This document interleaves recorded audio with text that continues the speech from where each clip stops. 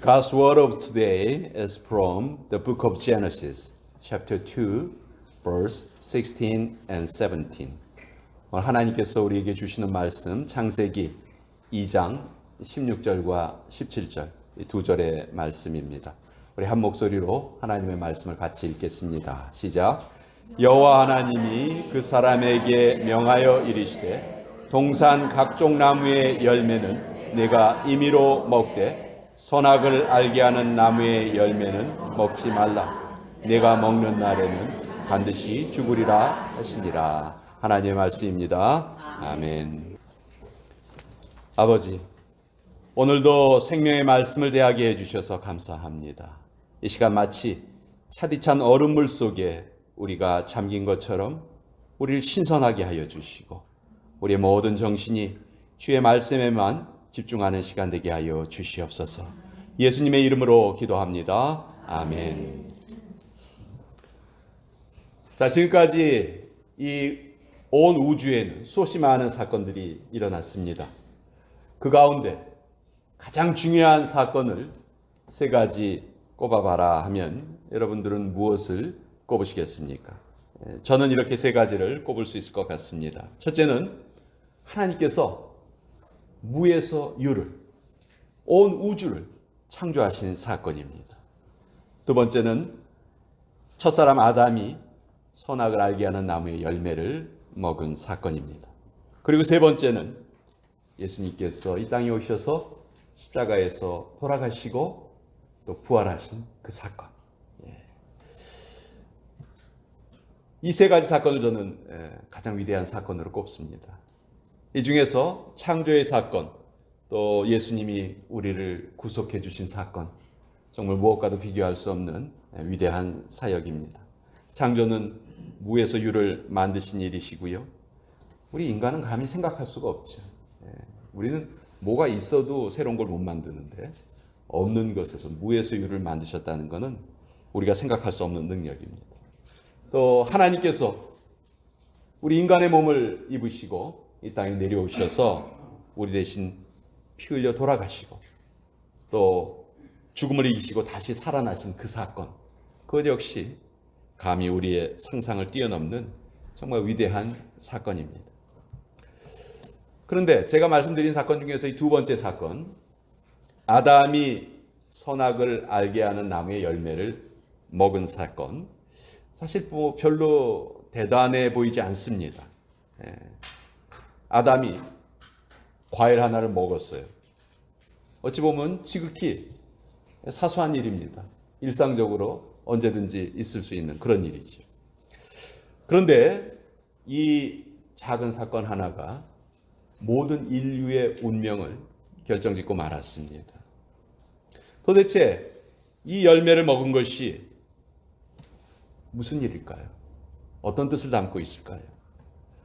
교회를 다니시면서 이 선악과 이야기를 안 들어보신 분 아마 없으실 거예요.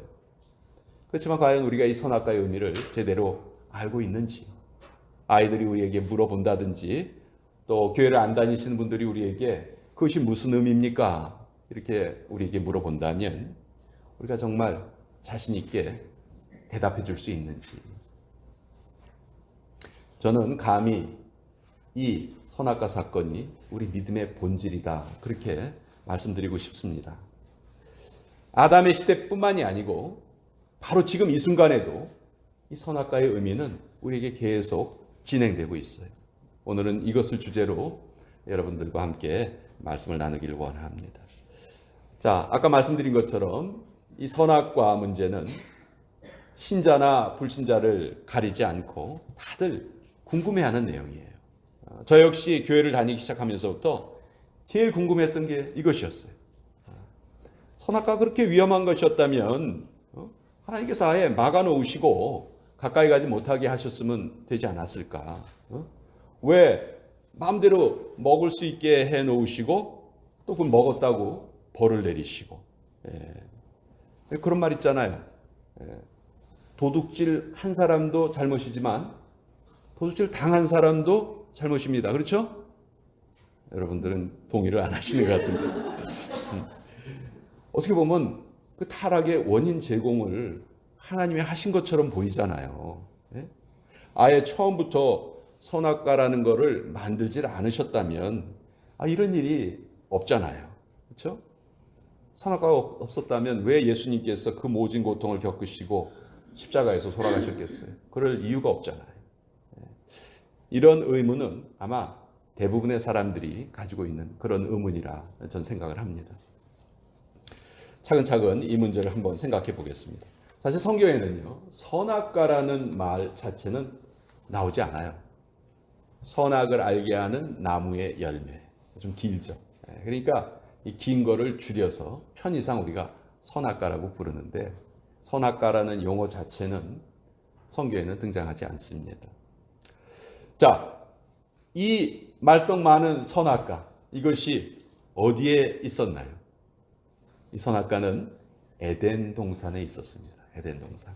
창세기 2장 9절에 보면 동산 가운데에는 생명나무와 선악을 알게 하는 나무도 있더라. 이렇게 기록되어 있어요.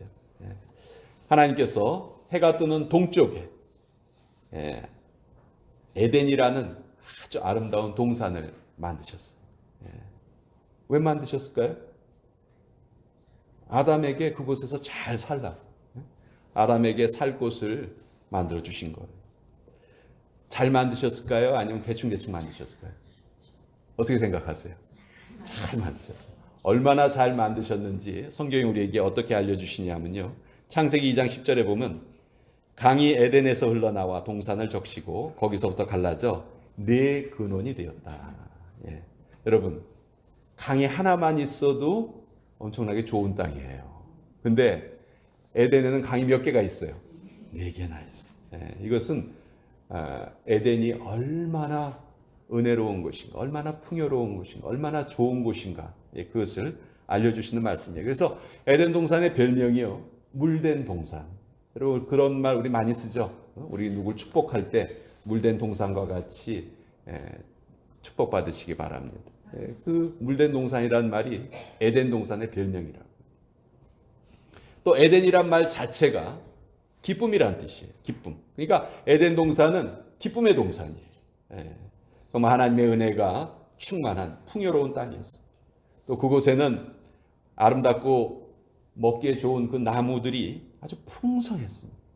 그런데 그 중에 아주 특별한 2개의 나무가 있었어요. 하나는 생명나무고 또 하나는 선악을 알게 하는 나무였다. 그런데 이 2 나무가 어디에 있었습니까? 에덴 동산의 중앙에, 한가운데에 이 2 나무가 있었어요. 자, 다른 곳이 아니고 에덴 동산의 중앙에 이 2 나무가 있었다는 것도 결코 우연한 일이 아닙니다. 하나님께서 특별한 의도를 가지시고 어디에서나 제일 잘 보이는 그 중앙에 이 2 나무를 두신 거예요. 그러니까 어떻게 보면 에덴 동산에 있는 많은 나무들 중에서도 가장 중요한 2 나무다 하는 것을 하나님이 중앙에 이 2 나무를 두심으로써 알려주시는 거죠. 그리고 하나님께서 아담에게 명령을 내리셨어요. 오늘 우리가 읽은 부분인데요. 각종 나무의 열매는 네가 임의로 먹되 선악을 알게 하는 나무의 열매는 먹지 말아라. 자, 우리는 이 구절을 읽을 때요, 대부분 어디에 집중을 하냐면 이 명령의 뒷부분에 집중을 해요. 먹지 말아라, 이 말에 집중을 해요. 그런데 이 명령을 잘 살펴보면요, 그 먹지 말라는 말 앞에 무슨 말이 있습니까? 각종 나무의 열매는 내가 임의로 먹되, 즉 마음대로 먹어라. 무제한의 자유였어요. 빨간색 열매는 먹지 말아라, 뭐 크기가 큰 것은 먹지 말아라, 뭐 이런 명령이 아니죠. 그렇죠? 오직 딱 한 가지 빼고 모든 것을 다 먹어라. 예를 들어서 나무가 1000그루가 있었다면 999그루의 열매는, 999가지의 열매는 먹을 수 있었지만 딱 하나만 못 먹는 거예요. 그러면 아담의 자유는 99.9%의 자유죠. 그렇죠? 여러분, 이게 지키기 어려운 조건인가요? 99.9%. 여러분 어떻게 생각하세요? 무지 어렵죠? 그럼 무지 어렵죠? 아니에요. 결코 어려운 조건이 아니에요. 그 하나만 빼면은 모든 것을 다 마음껏 누릴 수 있었다는 거죠. 그런데 왜 먹지 말라고 하셨나? 이것까지 마음대로 먹으라고 하셨으면 더 좋았을 텐데. 예. 여러분, 이것에 대한 이 질문에 대한 대답이 창세기 2장 7절에 나와 있어요. 여러분, 이걸 꼭 기억하셔야 돼요, 오늘. 창세기 2장 7절에 보면 여호와 하나님이 땅의 흙으로 사람을 지으시고 생기를 그 코에 불어넣으시니 사람이 생명이 된지라. 예. 자, 여호와 하나님께서 사람을 만드실 때 뭘로 만드셨다고요? 흙으로 만드셨다. 근데 영어 성경에 보면 dust로 되어 있어요. dust는 먼지예요, 먼지. 예. 먼지로. 예. 자, 우리를 먼지로 만드셨다. 먼지를 가지고 우리 인간을 만드셨다. 이것은 우리 인간의 본질을 알려주는 아주 중요한 말씀이에요.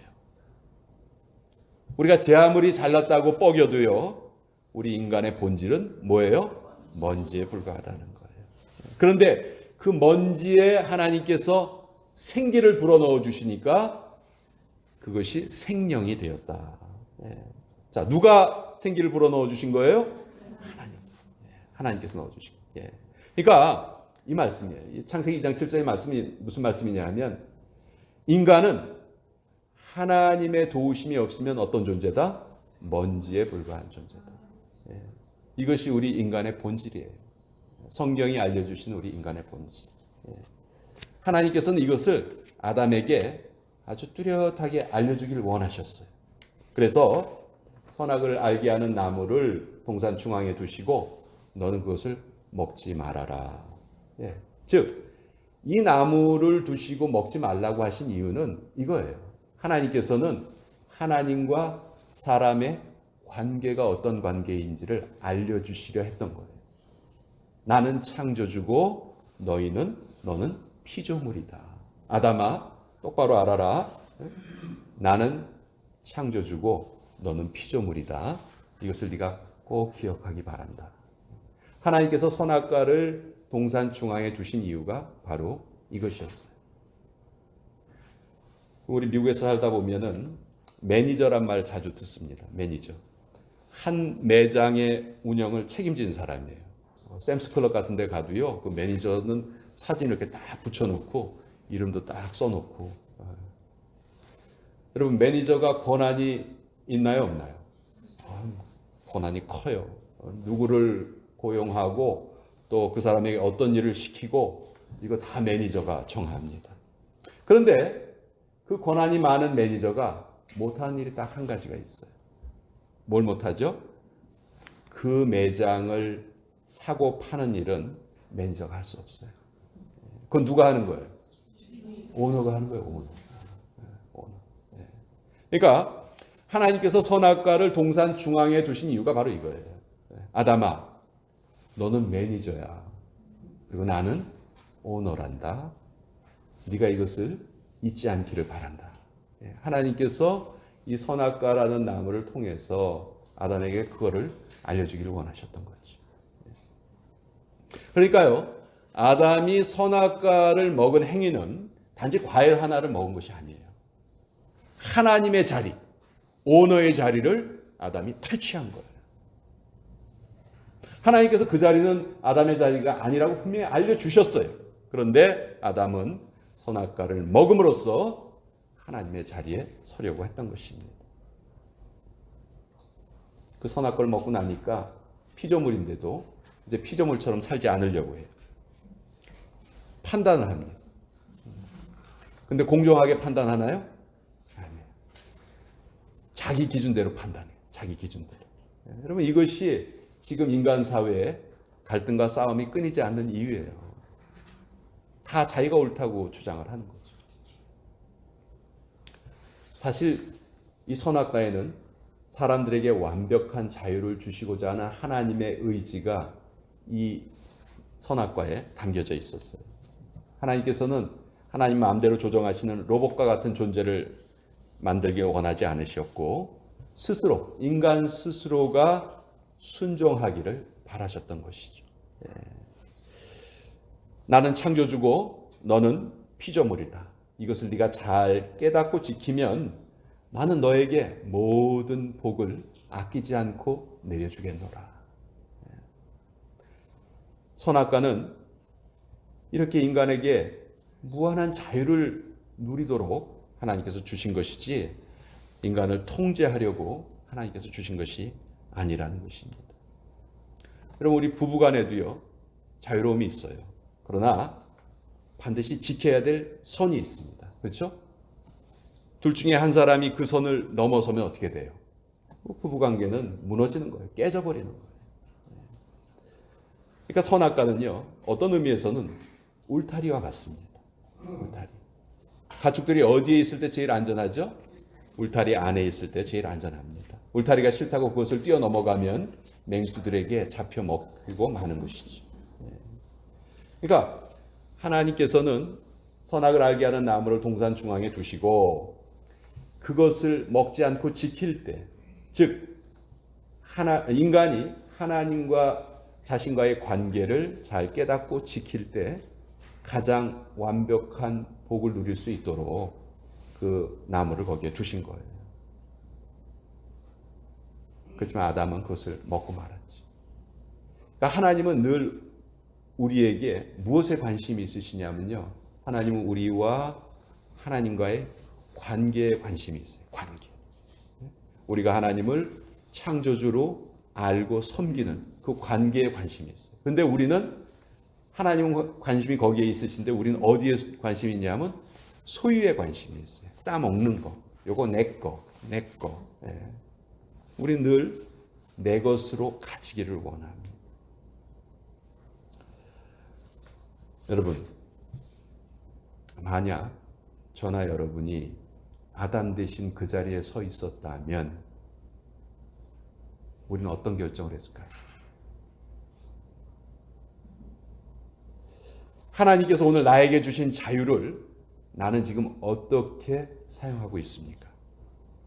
하나님과 이웃을 섬기는 데 사용하고 있습니까? 아니면 내 의식주를 위해서만 그것을 사용하고 있습니까? 성경을 보면요, 하나님께서는 끊임없이 우리에게 말씀하세요. 피조물의 방식을 따라서 살아라. 반면에 사탄은 또 끊임없이 우리에게 속삭입니다. 네가 왕이야. 네 마음대로 살아. 네 마음대로 살 수 있어. 바로 여기에 진정한 영적인 싸움이 있다 저는 생각을 합니다. 하나님이 왕이시냐, 내가 왕이냐. 결국 선악과는 이것을 우리에게 알려주시는 장치였다.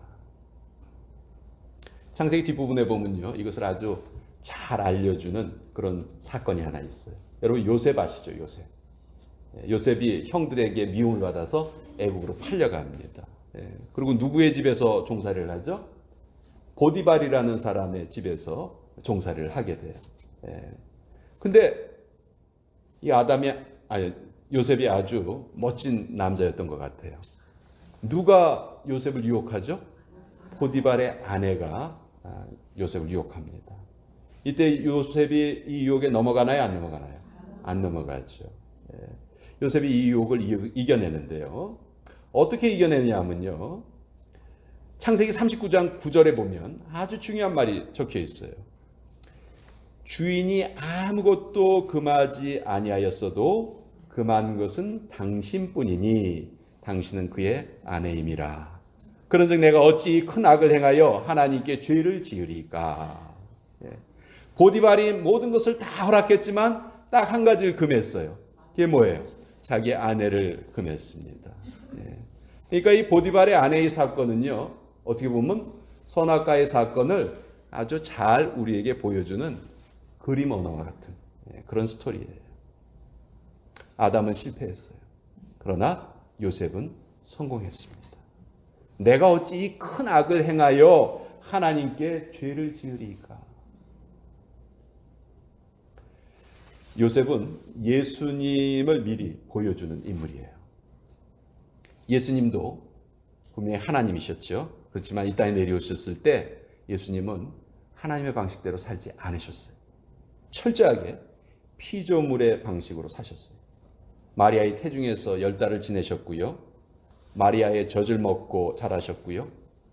우리들처럼 잠을 자고 숨을 쉬시고 밥을 먹고 말을 배우고 살아가는 법을 하나하나 다 배우시면서 예수님이 이 땅에서 사셨어요. 생각해 보세요. 하나님의 아들이신데 그거 일일이 다 거쳐야 되나요? 그거 다 배워야 되나요? 얼마든지 그러지 않으실 수 있어요. 그렇죠? 그러니까 사탄이 예수님을 유혹할 때 뭐라고 유혹해요?